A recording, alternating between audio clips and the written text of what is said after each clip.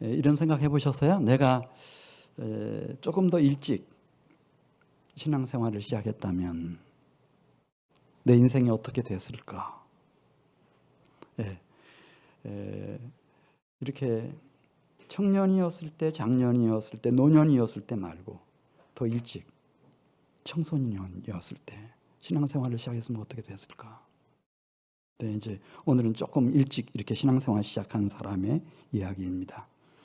또 교회 다니고 예수 믿으면서 그냥 교회 이렇게 왔다 갔다 시간 보내는 게 아니고 살아계신 하나님 앞에서 뜻을 정했다면, 내가 장년이 되고 노년이 돼서가 아니고 청년 이전에 청소년 시절에 살아계신 하나님 앞에서 내가 뜻을 정했다면, 그래서 세상의 종이 아니고 사람의 종이 아니고 이게 악령과 귀신들의 휘둘리는 인생이 아니라 거룩하신 하나님의 종으로 살겠다, 그렇게 좀 일찍 뜻을 정했다면 지금쯤 나는 어떻게 변해 있을까?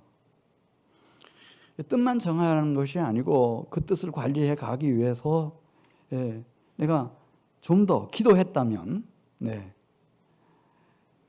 하루에 3번씩 기도하는데 뭐 사자굴에 던져지기까지 생명 걸고, 만일에 정말 내가 좀 더 일찍 예수 믿고 하나님 앞에서 뜻을 딱 정하고 그리고 그 뜻을 실현시켜 나가기 위해서 내가 하루에 3번씩 생명 걸고 기도하면서 살았다면 내 인생이 어떻게 됐을까? 변함이 없죠. 뭐 벌써 작년 지나고 이렇게 시간이 많이 갔겠습니다만은, 이제 오늘 1절과 2절 다니엘 9장 1절과 2절에 보면은 그렇게 해도 시간은 흘러갔어요. 다 청년기 지나고 장년기 지나고 노년기 지나고, 다리오가 이 메대의 왕으로, 메대 페르시아의 왕으로 이제 추대되던 첫 해니까 기원전 539년, 다니엘도 벌써 50 넘겨 70 넘겨 80 넘겨 이제 90을 바라보는 나이가 된 거예요. 시간은 같이 지나가죠.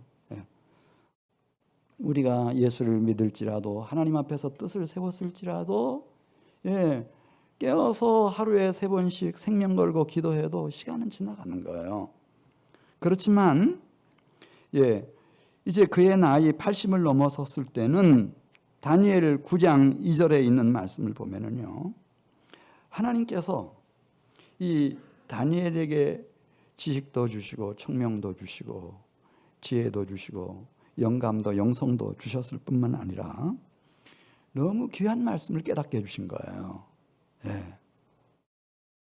지금까지 예루살렘으로 나 있는 창문을 열어놓고 기도해 왔어요. 그 예루살렘에 대한 말씀이에요. 예루살렘 성전에 대한 말씀이에요. 자, 무슨 말씀이 임했는지 우리 2절 한번 같이 보겠습니다. 곧 그가 그 통치 원년에, 여기 그는 다리오 왕입니다. 나 다니엘이 책을 통해, 책은 예레미야 선지자가 남긴 책입니다.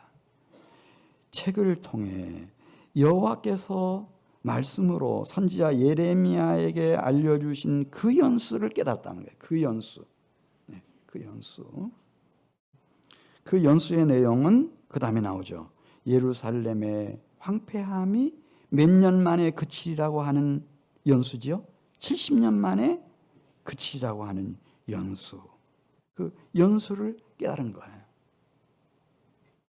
이 세상의 역사라고 하는 것은 왕의 역사예요, 여러분. 누가 고려를 세웠냐? 누가 조선을 세웠냐? 그 다음에 왕들은 누구냐? 그 왕의 기록이에요. 그러나 이 성경이라고 하는 것은 그렇지 않습니다. 이 성전, 교회에 대한 기록이에요. 그러니까 이건 모르죠. 역사하면은 그냥 왕의 역사, 국가의 역사만 생각하지만은, 오늘 9장 2절에 있는 말씀을 보면 다니엘은 그걸 깨달은 거예요. 아, 성전이 교회가 그렇게 중요한가? 주전 586년 느부갓네살에 의해서 성전이 불타고 예루살렘이 파괴돼 버렸어요. 그리고 주전 516년 정확하게 만 70년 만에 무너졌던 성전이 다시 세워지는 거예요. 할렐루야. 그 70년 그 연수를 깨달았다는 거예요. 그 연수를 깨달았어. 그러니까 여호야김이 사로잡혀 갔던 그 연대가 중요한 게 아니고 여호야김이 뭐 바벨론에서 몇 년 시간을 보냈냐 그게 중요한 게 아니라 이스라엘 중에 예루살렘 성전이 파괴된 그 해와 그리고 그 성전이 다시 솔로몬 성전이 스룹바벨 성전으로 다시 재건된 그 시점, 그 70년을 깨달은 거예요. 왜냐하면 지금까지 그 성전을 위해서 기도해 왔으니까요. 성전이 있는 쪽을 향해서 창문을 열고 늘 기도해 오던 이 다니엘이 그걸 깨닫습니다. 근데 이것은 처음 보는 건 아니고요. 그 예레미야 25장 있는 말씀을 보면 하나님이 예레미야 선지자를 통해서 이 70년을 말씀하셨어요. 네. 뿐만 아니라 이제 하나님은 이 경건한 종 다니엘에게 비록 나이는 80이 넘어섰지만은 그 속사람 심령과 영혼은 청년인 거예요. 네. 얼마나 영적인 이 감수성, 영성이 뛰어난지. 그래서 이 흐름을 알아요. 왜 벨사살이 죽었는지. 신기하게도 하나님 그 현장에 자기를 보내셔가지고 메네 데겔 우바르신 그걸 자기가 읽게 하잖아요. 자기 입으로. 그 해석을 들려주게 하고. 그리고 그날 밤에 벨사살이 심판을 받고 영원할 줄 알았던 바벨론 제국이 그날 밤에 무너져 버렸어요. 왜 하나님이 심판하시고 바벨론 제국을 멸망시키셨는지 사람들은 잘 모르죠. 우연이라고 생각하는 거예요. 우연히 살해를 당했고 우연히 붕괴했다 이렇게 생각하지만 다니엘 11장 1절에 있는 말씀 보면 아니었어요. 하나님은 당신의 종 다니엘에게 알려주셔요. 왜 바벨론 제국의 시한이 다 끝나고 메데 페르시아 나라가 이렇게 일어나고 다리오가 왕이 됐는지 이건 하나님이 당신의 일을 성전을 다시 세우시고 주의 백성들을 다시 일으키시기 위한 중요한 거룩한 일을 하기 위해서 이 다리오를 하나님이 선택하셨다는 거예요. 11장 1절에 나와요. 11장 1절 한번 봐요. 다니엘서 11장 1절 내가 또 여기 나라고 하는 것은 여호와 하나님을 말합니다. 다니엘에게 지금 말씀하시는 거예요. 내가 또 메대 사람 다리오 원년에 일어나 다리오를 도와서 그를 강한 리더십으로 그를 무장시켰고 바벨론을 정복할 수 있게 해줬다는 거예요. 그 말씀을 딱 하세요. 여러분 그거 아시겠어요? 왜 다리오가 왕이 된 지 얼마 안 돼서 바로 그렇게 다니엘을 주목했을까? 다니엘을 그렇게 귀하게 여겨가지고 지사와 광역시장 합쳐서 120명이었어요. 페르시아 제국이. 그 중에 그 총리가 셋이었어요. 그 중에 이 다니엘을 그렇게 높이 세우려고 했는지를 아시겠죠. 다리오의 항상 궁금증은 왜 이렇게 바벨론 제국이 하룻밤 사이에 무너졌냐 이거예요. 이게 퀘스천 마크예요. 그리고 내가 어떻게 하다가 이 다리오 페르시아 제국의 첫 번째 왕이 됐느냐. 근데 그 답을 누가 가지고 있는가 하면 다니엘이 가지고 있는 거예요. 다니엘이 다 얘기해 줬겠죠. 그러니까 다리오는 다니엘을 부를 때 그냥 이름을 막 부르지 않아요. 꼭 앞에다가 이 말을 넣어요. 살아계신 하나님의 종 다니엘아. 이렇게 살아계신 하나님의 종 다니엘아. 그리고 그를 그렇게 귀하게 여겨요.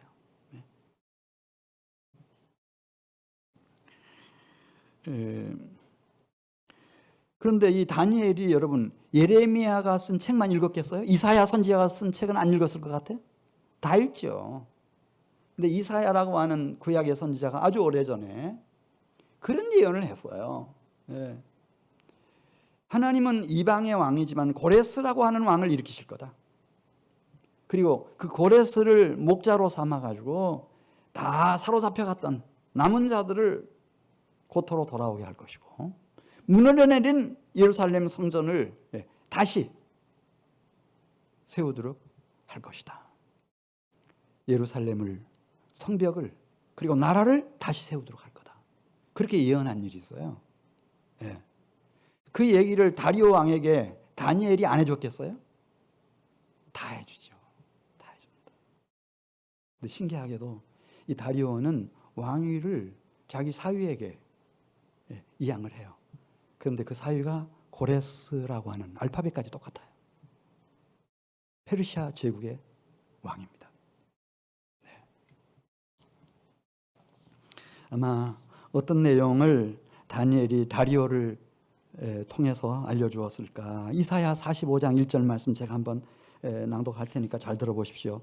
여호와께서 그의 기름 부음을 받은 고레스에게 이같이 말씀하시되, 내가 그의 오른손을 붙들고 그 앞에 열국을 항복하게 하며, 내가 왕들의 허리를 풀어 항복을 받아내고 고레스 앞에 문들을 열고 성문들이 닫히지 못하게 하리라. 내가 너보다 앞서가서 험한 곳을 평탄하게 하며 논문을 쳐서 부수며 쇠빗장을 꺾고, 내게 흑암 중에 보화와 은밀한 곳에 숨은 재물을 주어 내 이름 고레스라고 하는 이름을 불러서 페르시아 제국을 맡기고 왕이 되게 한 나 여호와 이스라엘의 하나님을 알게 해주겠다. 그런 말씀이 있어요.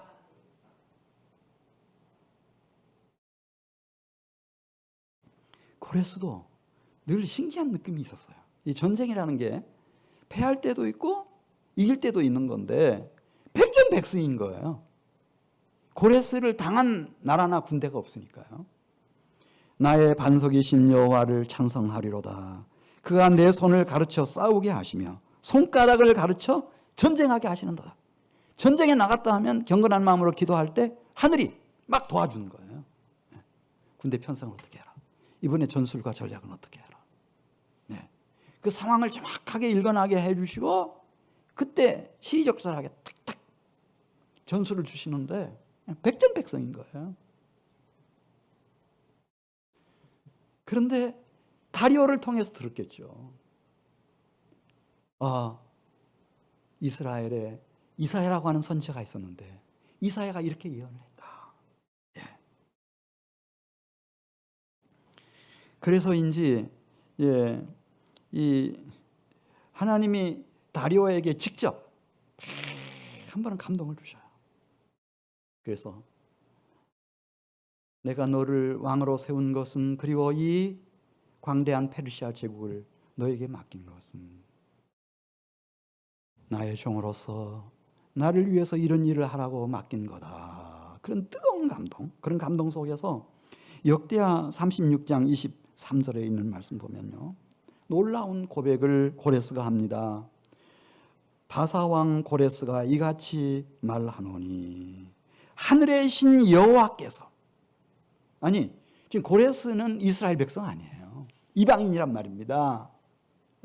페르시아의 그것도 군인이에요. 총사령관이에요. 근데 그가 그 얘기를 하는 거예요. 하늘의 신이신 여호와께서 세상 만국을 내게 주셨고 나에게 명령하여 유다 예루살렘의 성전을 건축하라고 말씀하셨느니라. 그러니 너희 중에 유다 백성들은, 이스라엘 백성들은 다 고토로 올라가라. 너희 하나님 여호와께서 너희와 함께 일하실 거다. 할렐루야. 그래서 성전이 세워지게 되는데 그게 정확히 70년. 네, 70년. 하나님은 육안으로는 안 보여요. 그러니 우리 인생들이 하나님을 알겠습니까? 자기 내면에 있는 영혼의 존재도 모르는데, 물질이라고 생각하는데. 그런데 다니엘은 소년 시절부터 뜻을 정했습니다. 생명 걸고 하나님 앞에 기도했습니다. 그랬더니 적어도 다니엘의 생애 속에서는 하나님은 살아계신 분이셨습니다. 다니엘의 하나님은 어떤 하나님이었을까? 예, 다니엘 9장 4절에 보면 나옵니다. 첫 번째는 거룩하신 하나님. 하나님은 우리 마음대로 막 가지고 장난칠 수 있는 그런 상대가 아니에요. 만일 느부갓네살이라도 하나님이 한순간에 짐승의 마음을 주면은 그냥 인간이 아니라 짐승으로 변질돼 버릴 수 있는 그런 두려우신 하나님. 벨사살 왕이라도 바벨론 제국이라도 하루 저녁에 멸하실 수 있는 분. 이방 나라뿐만 아니라 이스라엘 나라도 심판하시고 유다도 심판하시고 예루살렘도 성전도 하나님이 심판하시는 분, 거룩하신 분, 거룩하신 분. 그래서 다윗의 이 다니엘의 하나님은 거룩하신 하나님. 두 번째, 그럼에도 불구하고 주님을 사랑하고 주의 계명을 지키는 자에게 주님은 인자의 하나님이시고 끝까지 언약을 지켜주시는 신실하신 하나님, 신실하신 하나님. 우리 9장 4절 말씀, 그것을 알 수 있는 게 자기 다니엘의 일평생을 통해서 하나님은 단 한 번도 약속을 어긴 일이 없으셨고, 사드락 메삭 아벤노고 친구들의 생애를 봐도 하나님을 섬기면 하나님은 신실하신 분.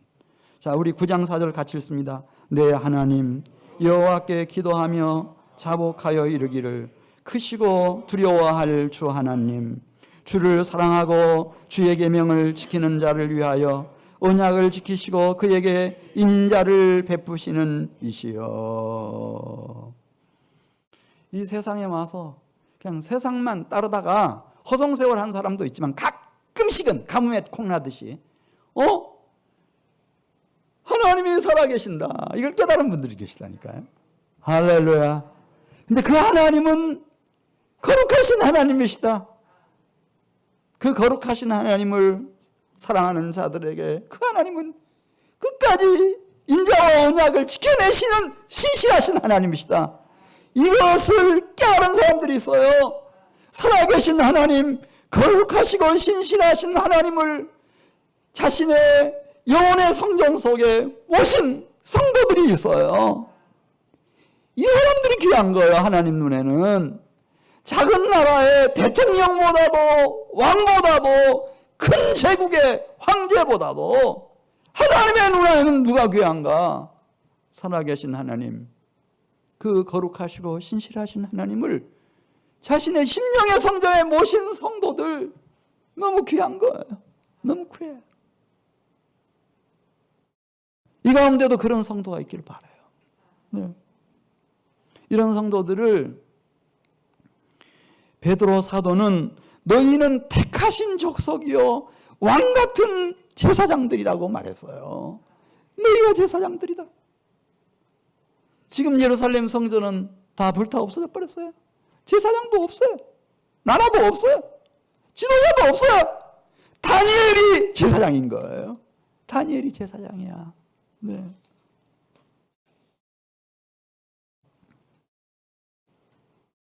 혹시 우리 중에 살아계신 하나님 앞에 늘 서 있는 분이 계시다면 그 하나님이 거룩하시고 신실하신 하나님이심을 알고 그분을 내 심령 성전에 모신 분이 계시다면 여러분들은 기대가 커요. 하나님께서 가지시는 여러분들을 향한 기대가 정말 크시다고요. 왜? 여러분들은 제사장이니까요. 제사장이에요. 여러분들의 가족들의 미래와 그리고 이 지역사회와 국가와 민족사회의 미래가 이 사람들에게 다 걸려져 있어요. 9장 5절로 가겠어요. 어떻게 정직한 제사장의 임무를 다니엘이 완수해내는가, 그리고 국가를 다시 세우는가, 민족을 다시 세우는가.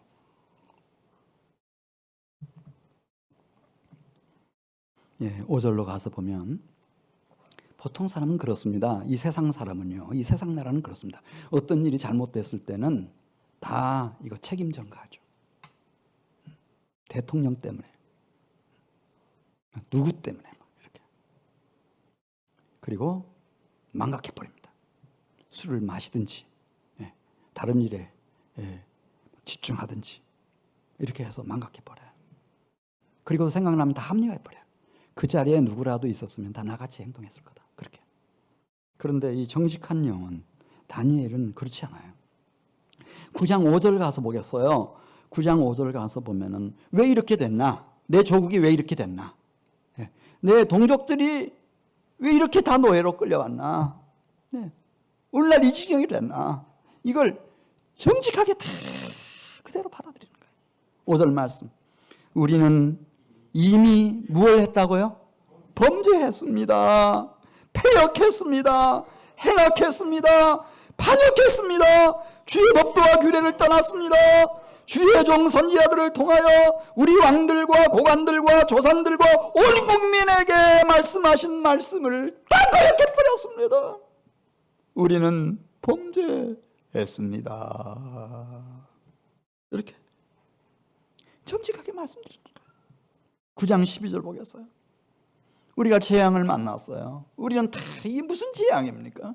뭐 살다 보면 비가 내릴 수도 있지, 전염병이 돌 수도 있지, 무슨 재앙입니까? 살다 보면 전쟁이 일어날 수도 있지, 핵전쟁 할 수도 있지, 뭐 그게 무슨 재앙입니까? 이렇게 생각하잖아요. 근데 다니엘은 정직한 영혼이니까, 하나님 두려운 줄 아니까 9장 12절 보겠어요. 주께서 큰 재앙을 우리에게 내리사 우리와 및 우리를 재판하던 재판관들을 쳐서 하신 말씀을 이루셨사오니 온 천하에 예루살렘에서 일어난 일 같은 것이 없었나이다. 이 모든 재앙이 우리에게 닥쳤습니다. 그러면서 재앙을, 그 모든 것을 하나님의 진노로 인한 재앙으로 다 받아들이는 거예요. 정직하게 받아들이는 거예요.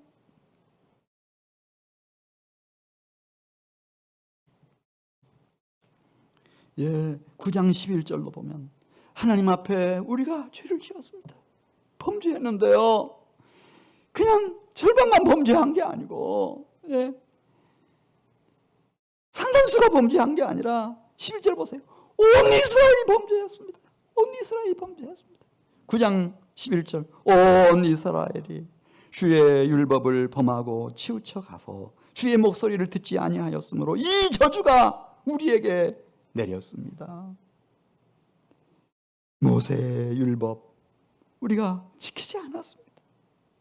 우리가 주께 범죄했습니다. 다 범죄했습니다. 여러분, 인간 사이에도 그렇잖아요. 사람이 정직하면 통해요. 어떤 실수를 했든 잘못을 했든 딱 찾아가서 내가 이렇게 실수를 했다, 내가 잘못했다, 진심을 얘기하면 인간이기 때문에, 목석이 아니기 때문에 통하는 거예요. 여러분, 살아가시다가 인간관계를 풀어가는 중요한 지혜예요. 도저히 내가 어떻게 할 수가 없다. 그럼 진심 어린, 진정 어린, 예, 용서를 구하세요. 내가 잘못했다. 내가 잘못했다. 그러면 사람 간에도 통하는데, 예. 이 다니엘은 하나님 앞에 나아가서 무슨 뭐 책임전가 한다든지 합리화 한다든지, 그건 다 옛날 얘기니까 그냥 지나쳐 버린다든지 그렇게 하지 않고 가장 진솔하게 정직하게 다 얘기하는 거예요. 이게 다 하나님 진노하게 함으로 닥친 재앙이고 저주였습니다. 그리고 우리는 다 하나님 앞에 범죄했습니다. 왕부터 백성까지 다 썩었습니다. 다 범죄했습니다. 그러면서 다니엘 9장 7절 가서 보겠어요. 이것은 오늘날 우리가 이렇게 어려움에 빠진 것은 하나님 책임은 아닙니다. 하나님에게는 잘못이 없습니다. 하나님은 의로우셨습니다. 하나님의 율법도 하나님이 선지자들을 통해서 말씀하셨던 모든 말씀도 다 정의의 말씀이었습니다. 진리의 말씀이었습니다. 하나님은 잘못이 없습니다. 우리의 죄입니다. 이렇게. 그래서 하나님을 위로하는 거예요.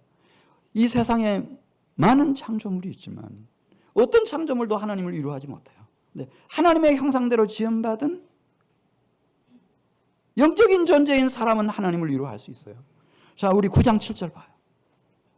이렇게 말하잖아요. 주여, 예, 공의는 누구께로 돌아가고, 시간을 지내고 보니 주님이 의로우셨습니다. 공의는 주께로 돌아가고, 수치는 우리가 범죄했으므로 우리의 얼굴로 내려앉았습니다. 오늘과 같아서 유다 사람들과 예루살렘 거민들과 이스라엘이 다 주께서 쫓아내신 각국에서 수치를 당하였사오니 주께 범죄하였음이니이다. 8절에도 마지막에 8절 상반절에도 우리가 주께 범죄하였습니다. 오늘날의 이 모든 결과물은 우리가 범죄한 결과지 하나님에게 책임이 있는 게 아닙니다. 하나님은 의로우셨습니다. 하나님은 공의로우셨습니다. 하나님의 말씀은 옳았습니다. 우리가 틀렸습니다. 우리가 죄를 지었습니다. 그러면서 하나님을 위로해드리는 거예요. 14절 말씀 보겠어요. 9장 14절 말씀. 오늘날도 하나님의 위로가 필요해요. 누가 하나님을 위로해 드릴 것인가? 우리 가족 중에 누가 하나님을 위로해 드릴 것인가? 우리 한민교회 중에 누가 하나님을 위로해 드릴 것인가? 다니엘은 어떻게 하나님을 위로하죠? 14절 말씀 같이 읽습니다. 그러므로 여호와께서 이 재앙을 간직하여 두셨다가 우리에게 내리게 하셨사오니 우리의 하나님 여호와께서 행하신 모든 일이 공의로우시나 우리가 그 목소리를 듣지 아니하였음이니이다. 하나님을 위로해 드리는 거예요. 하나님은 잘못이 없습니다. 하나님은 책임이 없습니다. 하나님은 의로우셨습니다. 정의로우셨습니다. 하나님의 말씀은 진리였습니다. 공의였습니다. 그거였습니다. 우리가 그걸 배웠습니다. 그러면서 하나님을 위로해 드리는 거예요. 한 사람이면 돼요. 하나님을 위로해 드릴 수 있는 아벨 한 사람이면 되는 거예요. 그 시대에 에녹 한 사람이면 되는 거예요. 노아 한 사람이면 되는 거예요. 아브라함 한 사람이면 되는 거예요. 누가 하나님을 위로할 것인가?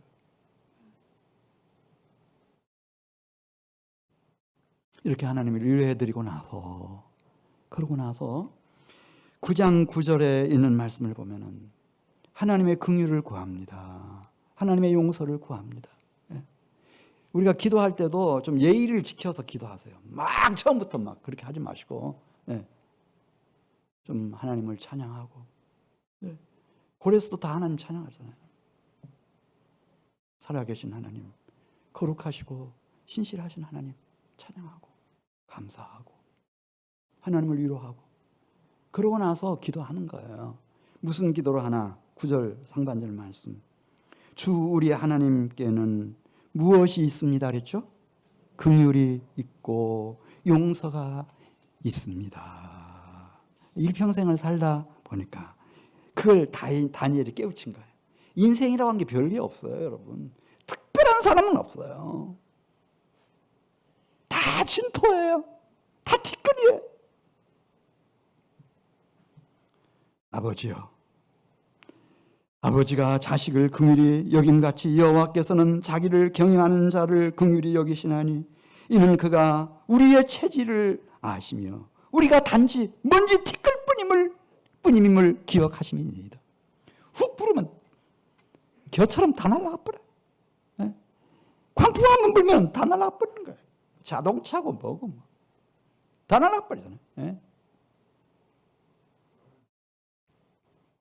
이걸 알아요. 그래서 다니엘이 하나님이 긍휼히 여기지 않고 하나님이 용서하지 않으면 우리 인생이 뭐냐? 하나님이 알고 계신 대로 그래서 흙으로 지었다고 그러시잖아요. 그냥 티끌이에요. 먼지라니까요. 다 날아가 버려요. 아무것도 아니에요, 여러분. 아무것도 아니에요. 절대 우상 숭배하지 마세요. 자아 숭배하지 마세요. 별거 아니에요.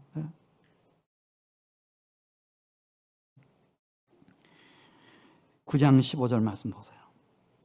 그나마 지금 남은 자로 그래도 모든 오만 신들을 다 섬기고 우상을 숭배하는 이런 영적으로 가늠하고 음란한 세상 속에서 그래도 살아계신 여호와 하나님의 이름을 부르는 이 백성들이 아직 살아남아 있는 것조차도 하나님의 긍휼이고 은혜입니다. 15절 강한 손으로 주의 백성을 애굽 땅에서 인도하여 내시고 오늘과 같이 명성을 얻으신 우리 주 하나님이여 우리가 범죄하였고 악을 행하였습니다. 우리가 잘한 거 아무것도 없습니다. 우리 죄밖에 못 지었습니다. 그런데 하나님이 긍휼히 여기시고 불쌍히 여기셔서 장망성 같은 사지의 땅에서 우리 조상들을 주님께서 건져주시고 구원해 주셨습니다. 그러면서 주님의 긍휼, 주님의 용서를 막 구하는 거예요. 네. 자, 이제 우리가 기도할 때 우리의 기도가 정말 살아있는 기도, 강력한 기도, 하나님의 보좌를 움직이는 기도가 되려면 이 다니엘에게서부터 배워야 돼요. 다니엘은 평생을 기도로 살아왔기 때문에 기도 박사님이에요. 자, 9장 16절 가서 보겠어요. 이 기도하는데 이 평범하게 기도하지 않죠. 예. 예루살렘을 얘기할 때도 16절에 보면 주의 성 예루살렘입니다. 이렇게 말씀드리고 시온산, 시온성, 거룩한 산도 주의 산입니다. 주의 거룩한 산입니다. 그렇게 말씀드리고, 네, 이 백성들도 주의 백성입니다. 그렇게 말씀드리고, 네, 주의 공의, 주의 성 예루살렘, 주의 거룩한 산, 주의 백성, 주의 종, 계속 이 주님이라는 말을 그렇게 써요. 주님의 소유라는 거예요. 주님의 소유. 9장 17절 가서 보겠어요. 9장 17절. 그러니 긍휼히 여기시고 불쌍히 여겨주십시오. 주의 백성입니다. 주의 성전입니다. 주의 성산입니다. 주님 긍휼히 여기시고 불쌍히 여겨주십시오. 9장 17절.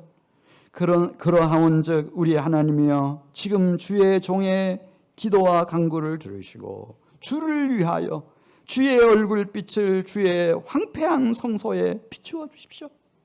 거룩한 성 새 예루살렘 성도 별거 있습니까? 하나님이 거룩한 영광의 빛을 비춰주시니까 그렇게 아름다운 보석으로 찬란하게 빛나는 것처럼 하나님의 영광의 빛을 이 황폐한 당신의 성소에 비춰주십시오. 긍휼히 여겨주시고 용서해 주시고 당신의 은총의 빛을 비춰주십시오. 그렇게 기도하는 거예요. 18절 말씀 보겠어요. 우리의 황폐한 상황과 주의 이름으로 일컫는 성을 보시옵소서. 주의 이름으로 일컫는 성읍. 우리의 공의로가 아닙니다. 주의 큰 긍휼하심으로 주님 용서하시고 주님이 회복시켜 주시고 구원해 주십시오. 주의 이름을 위해서입니다. 다니엘은 천재였어요. 하나님을 어떻게 움직일 수 있는지를 아는 아킬레스건, 하나님의 아킬레스건을 정확하게 알고 있는 거예요. 하나님을 위로해 드리고 하나님의 긍휼과 용서를 구하고 주님의 백성입니다. 주님의 성산입니다. 주님의 성전입니다. 주의 종입니다. 주의 이름을 위해서입니다. 주의 이름을 위해서. 예수님이 이 세상에 오셨을 때 제자들의 기도 이렇게 가르치십니다. 너희는 이렇게 기도하라. 하늘에 계신 우리 아버지여, 아버지의 이름 주의 이름이 거룩히 여김을 받으시오며 주의 나라가 임하옵시며 주의 뜻이 하늘에서 이루어진 것 같이 땅에서도 이루어지게 해주시옵소서. 주의 나라, 주의 권세, 주의 영광이 영원하기를 소원합니다. 주의 이름, 주의 이름을 위하여, 진심으로 주의 이름을 위하여, 주의 영광을 위하여, 주의 나라를 위하여. 사람들의 나라 가지고 안 되니까, 인간 세상 가지고 안 되니까 진심으로 주님의 나라, 주의 이름을 위하여, 주의 영광을 위하여. 그거였습니다, 여러분. 이렇게 기도하면 하나님이 응답하실 것 같아요, 안 하실 것 같아요? 여러분들 생각에. 만일 내 기도가 이렇게 바뀌었다, 정말 주님의 이름을 위한 기도로, 주의 영광을 위한 기도로 바뀌었다, 그럼 하나님이 내 기도 들으실 것 같아요, 안 들으실 것 같아요? 19절 말씀 보겠어요. 19절에도 기도하죠. 하나님이여, 나의 하나님이시여, 주님 자신을 위하여 행하시옵소서. 주의 이름을 위하여 이 백성들을 긍휼히 여기시고 용서해 주십시오. 주의 이름을 위해서.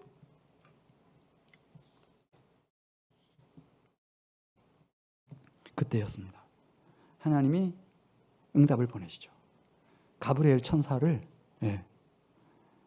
서둘러 보내셔가지고 응답을 주시는 거예요. 응답을 주셔. 자, 이제 지금까지는 그냥 쭉 말씀드린 거고요.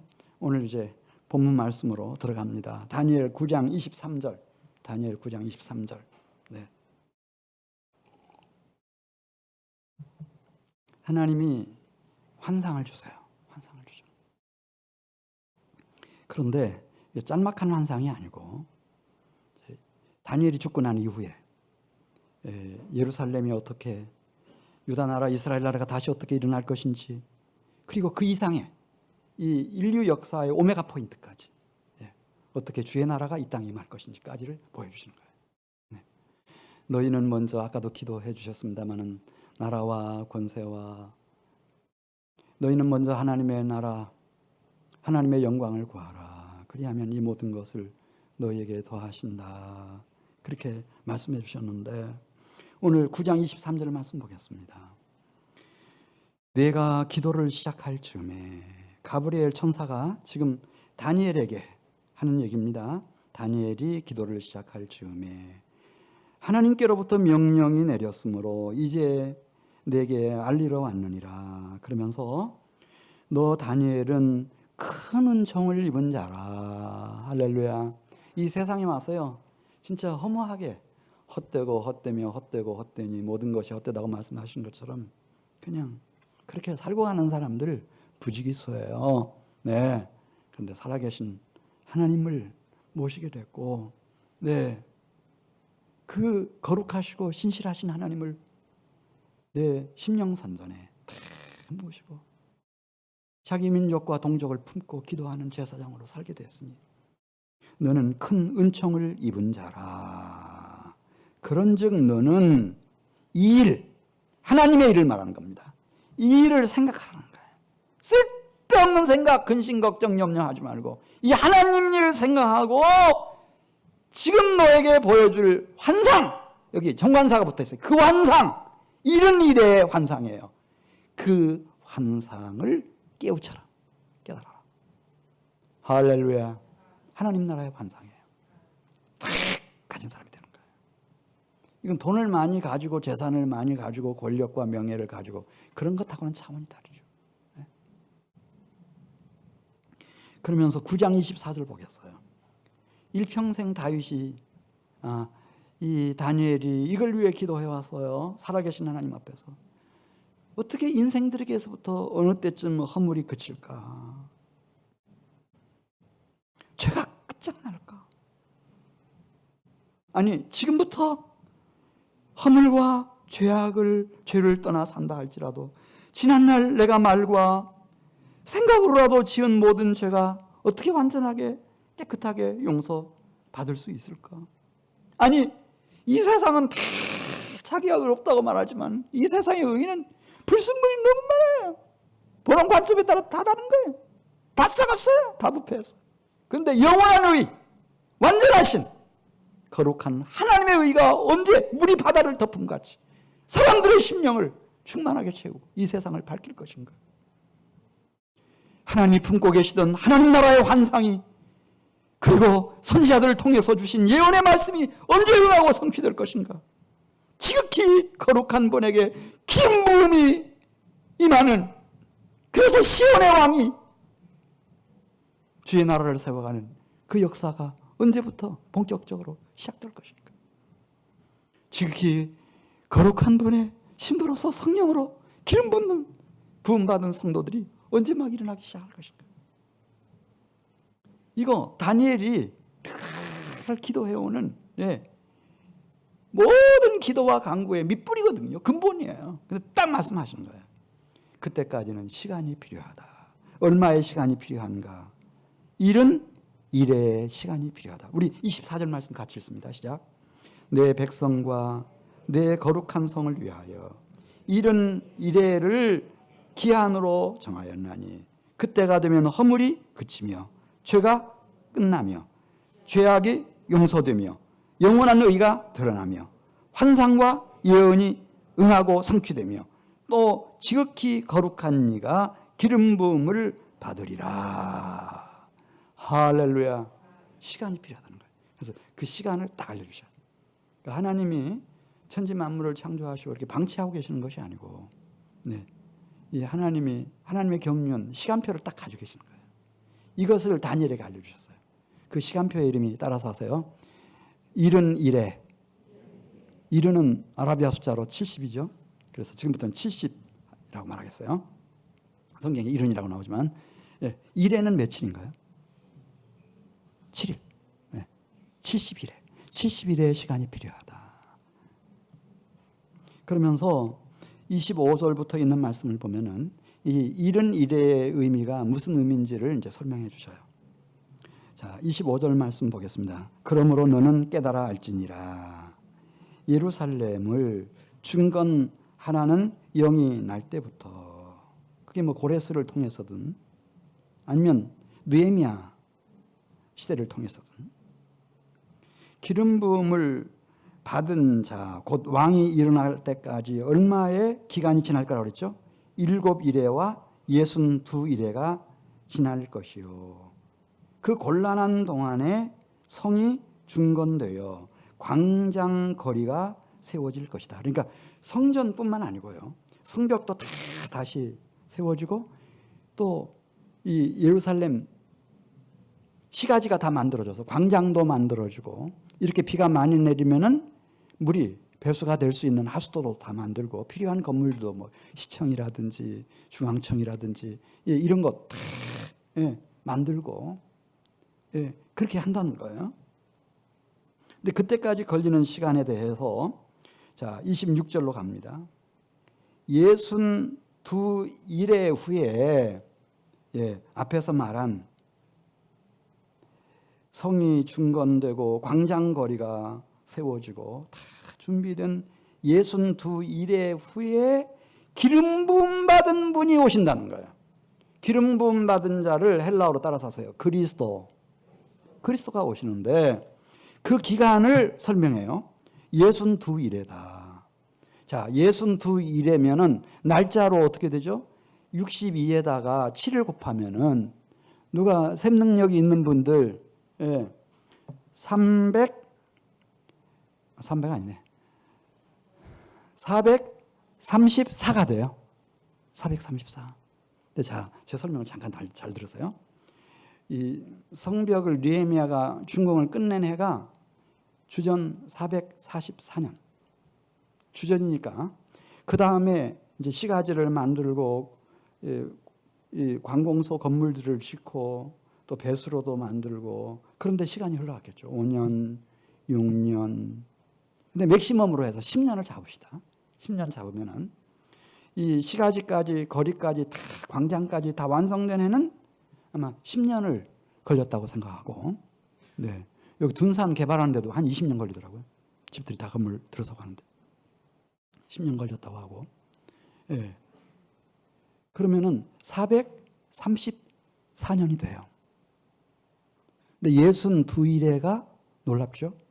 434일인데 그 하루를 24시간 하루로 계산하느냐 1년으로 계산하느냐 하는 것은 하나님의 주권이에요. 예를 들어서 민수기에 보면 정탐들이 가나안 땅을 돌아보고 와가지고 하나님과 하나님의 종 모세를 향하여 반역을 일으켰어요. 모세 쳐 죽여버리고 우리 애굽으로 돌아가자. 너무 하나님의 화가 나셨어요. 그래서 그냥 그 자리에서 말씀하세요. 너희가 40일을 정탐하고 왔지. 그리고 이렇게 반역을 하는데, 그러면 너희가 이 광야에서 하루를 1년으로 계산해서 얼마 동안을 방황할 거라 그러죠? 40년 동안. 1년을, 하루를 1년으로 계산하셨어요. 정확하게, 기름 부음 받을 그분이 태어난 해까지 434년. 정확해요. 70년이 탁 떨어지듯이 그렇게 떨어져요. 자, 다시 25절로 가겠어요. 그러므로 너는 깨달아 알지니라. 26절로 가야 되겠네요. 62일의 후에 기름 부음 받은 자가 태어나는데 끊어버린다는 거예요. 끊어질 것이요. 십자가에 못 박아 죽였으니까요. 생명을 억지로 끊어버린 거죠. 끊어져 없어질 것이며, 그 어려움 가운데서도 신기해요. 그리스도 예수는 당신의 몸된 교회를 음부의 권세가 이기지 못할 교회를 완성해내셨어요. 예, 그 예루살렘 교회예요. 자, 계속 보겠어요. 장차 한 왕의 백성이 와서 예루살렘 성읍과 성소를 무너뜨리려니와. 그래, 로마의 군대가 몰려와가지고 티투스 장군이 정확하게 AD 70년에 예루살렘과 예루살렘 성전과 이스라엘 나라를 파괴시켜버리죠. 그리고 나라 없는 백성으로 떠돌아요. 거기 나오잖아요. 그의 마지막은 홍수에 휩쓸림 같을 것이며 또 끝까지 전쟁이 있으리니 황폐할 것이 작정되었느니라. 나라가 회복이 안 되는 거예요.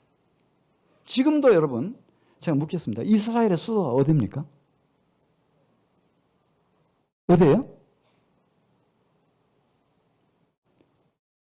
예루살렘이라고 말해요. 자기들은 법상, 이스라엘 백성들은. 근데 국제법상은 텔아비브예요. 어딘지도 몰라요. 그리고 27절에 나오는 말씀처럼 성전이 있는 그곳은 이슬람 사원이 탁 들어가 있어요. 이것은 해결의 기미가 안 보여요. 미국 대통령 트럼프가 어떻게 나서서 해보려고 하지만 할 수 있는 게 아니죠. 선언적 의미만 있는 거죠. 자, 27절 말씀 보겠어요. 27절. 그가 장차 여기 공중권세 잡은 사탄 마귀의 비호를 받고 있는 적그리스도 말합니다. 그가 장차 많은 사람들과 더불어 한 일해 동안에 언약을 굳게 맺고 그가 그 일의 절반에 제사와 예물을 금지할 겁니다. 이 구약시대 표현법이 제사예요. 예배입니다. 예배를 드리지 못하도록 하는 거예요. 왜? 전염병 감염 위험이 있으니까 그냥 못 모이게 하는 거죠. 더한 구실들이 많이 생겨날 거예요. 그리고 예물, 연보를 드리지 못하게 합니다. 무슨 쓸데가 지금 경제가 얼마나 지금 어려운데 무슨 뭐 선교? 그런 말도 하지 마라. 못 드리게 하는 거예요.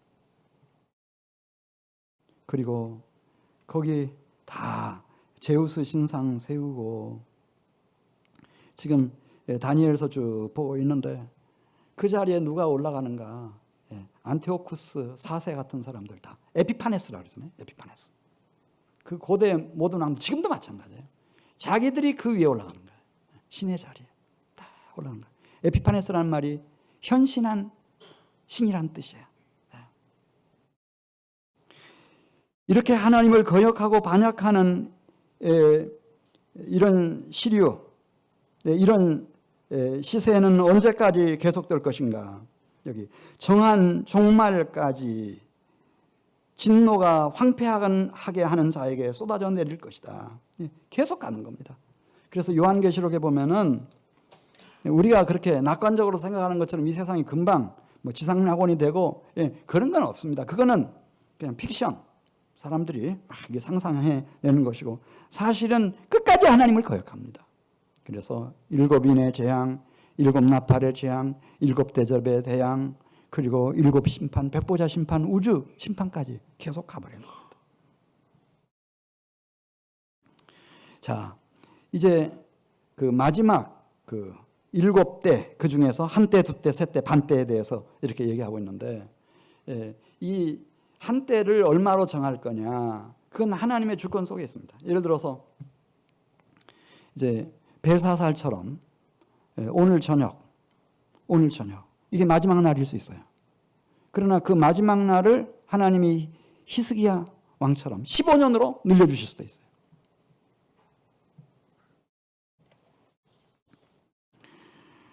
그 한때를 뭐 100년이 되게 할 수도 있고 1000년이 되게 할 수도 있겠어요. 그런 때와 기한은 아버지께서 자기의 권한에 두셨다고 그랬어요. 그러나 분명하게 다니엘에게 보여주신 이 환상은 하나님의 그 시간표 속에 다 있다는 거예요. 베드로후서 3장 8절 사랑하는 자들아 주께는 하루가 1000년 같고 1000년이 하루 같다고 한 이 한 가지를 잊지 말라. 그럼 하나님이 어떤 때는 그러면은 이 한 때를 하루 24시간으로 관리하시고 어떤 때는 1년으로 하시고 어떤 때는 100년, 1000년으로 하느냐. 주의 약속은 어떤 이들이 더디다고 생각하는 것 같이 더딘 것이 아니라 오직 주께서 너희를 대하여 오래 참으사 아무도 멸망하지 아니하고 다 회개하기에 이르기를 원하시느니라.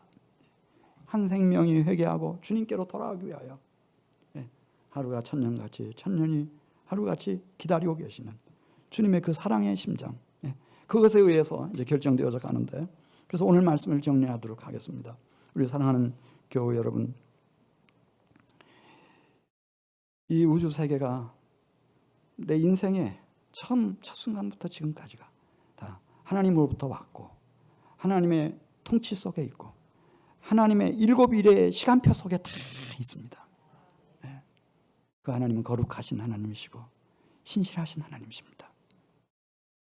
여러분들이 지금부터라도 그리스도 예수 안에서 하나님의 일을 늘 생각하고 하나님께서 주신 하나님 나라의 환상을 깨달으면서 살아가면 하나님이 여러분들을 기억해 주실 것이고 여러분들을 긍휼히 여겨 주실 것이고 불쌍히 여겨 주실 것이고 그 자비의 오른손, 권능의 오른손으로 붙잡아 주실 것이고 여러분들을 반드시 이기는 자가 되게 해 주실 것입니다. 지극히 거룩하신 영원한 신랑이신 그리스도 예수의 가장 아름답고 순결하고 사랑스러운 신부로 준비되도록 하나님께서 여러분들의 일생을 복주실 것입니다. 그냥 이렇게 지금 어렵고 저런 문제가 있고 그렇게 해서 너무 좌절하거나 낙심하지 마시고 이런 때일수록 주님 앞에 우리가 엎드리고 주님 앞에 부르짖어 기도하면 다니엘을 만나주신 하나님께서 여러분을 만나주시고 여러분들에게 환상을 주시고 여러분들에게 은혜를 주셔서 반드시 이기는 자가 되게 해주실 줄로 믿습니다.